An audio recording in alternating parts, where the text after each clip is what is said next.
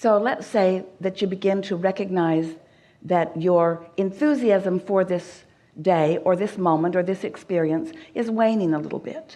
You can feel it's early and it's subtle, but you've decided that you're going to take Abraham at our word, and you're not going to push through.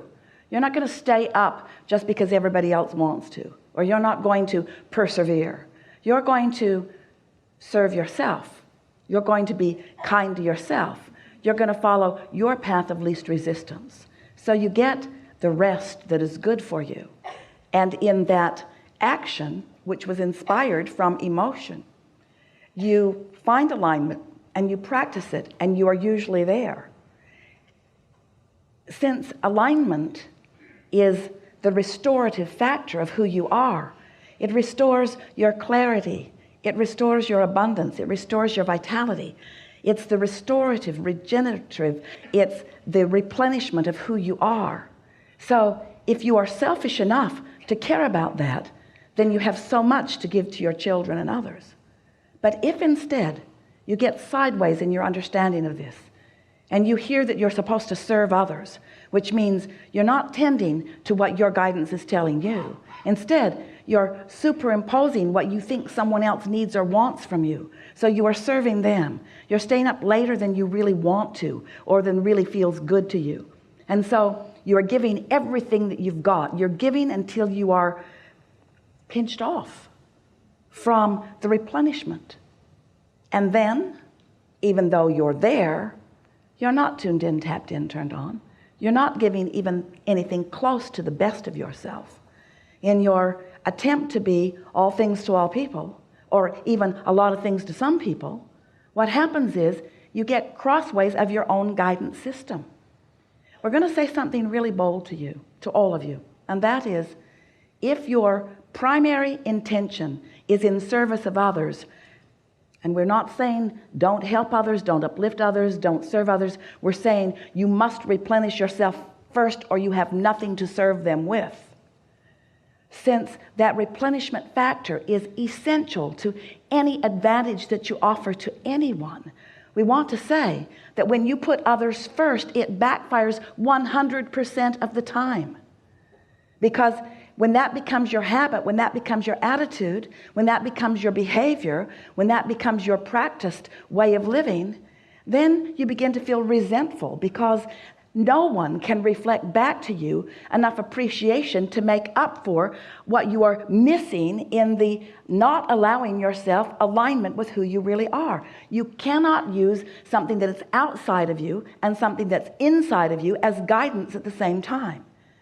When your intention is the relationship between you, and you get good at reviving yourself, good at finding the subtle stages of it, good at staying tuned in before the momentum takes you far from it, then your timing's right, the things that you say is just right, your playfulness is right, everything about you is good. You are the uplifter that you were born to be, not the server that you were born to be, because you weren't born to be a server. You were born to uplift, but you can't uplift unless you are uplifted, you see.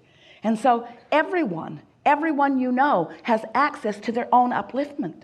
And so the way you serve others is by demonstrating through your own relationship with your own inner being what alignment really is.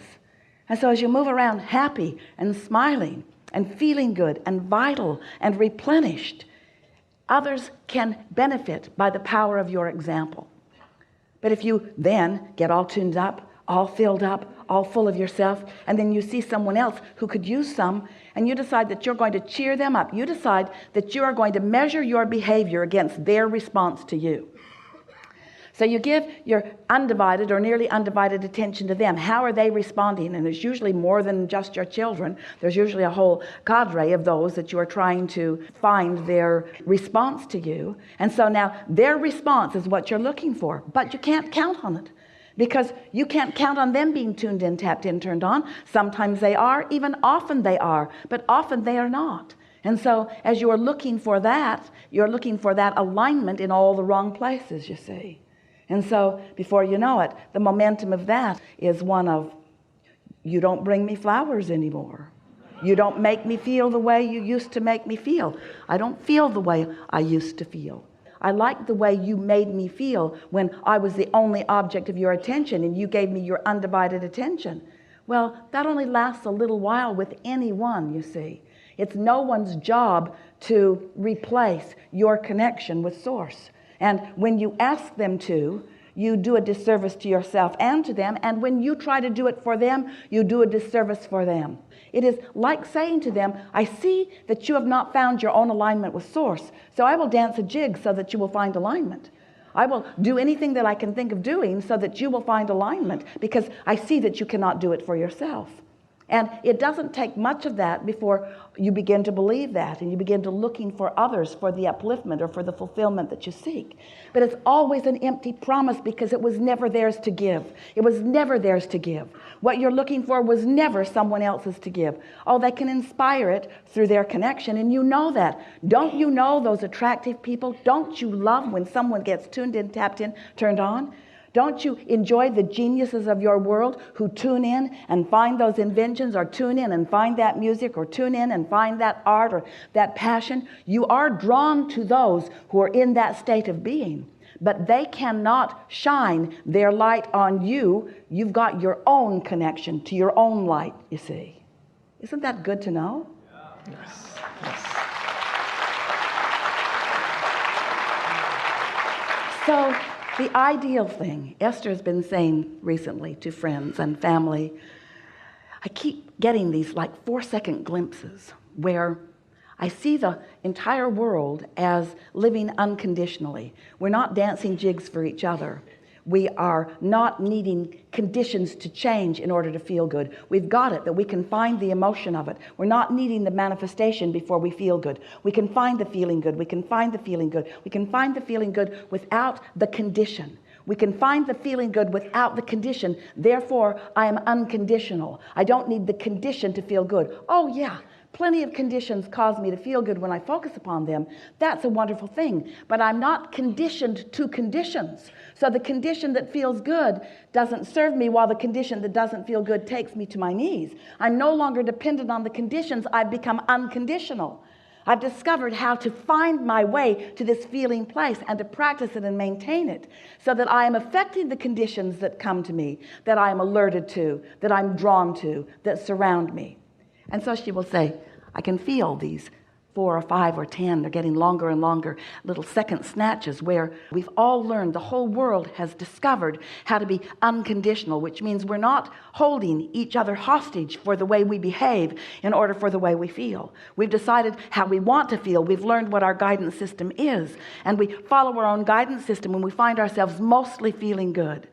And then, since everybody is doing that, then law of attraction just brings us together for this moment in time, and this one, and this one. Not to walk hand in hand with one another forever, holding each other hostage to the way we feel forevermore. Until death do us part, I hold you responsible for the way that I feel. None of that. I'm in alignment. I'm responsible for the way I feel. My guidance system assists me in taking that responsibility and living it well.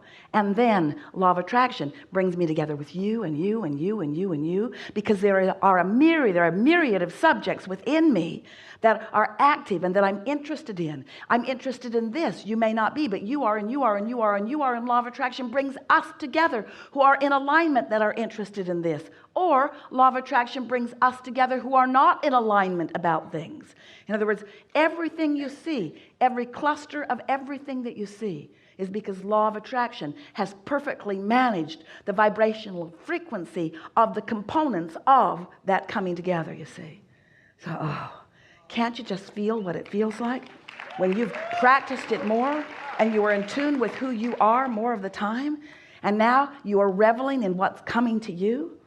Esther looks around at you, she looks around at the friends that she's hanging around with, and she feels such appreciation of what the universe is reflecting back to her. And she knows that most of it is because of her positive attention, and some of it is because of her negative attention. But it is what it is, and it all is good. Every bit of it is good. Every bit of it is good. Every bit of it is good, because out of every bit of it is the more and the more and the more and the more and the more. That is the promise of the eternalness of that which we all are, you see. Yeah. Thank you. Yeah. Thank you. Enough? I could say more further. Yeah. That's what you're looking for. Yes. Contrast good. Yes.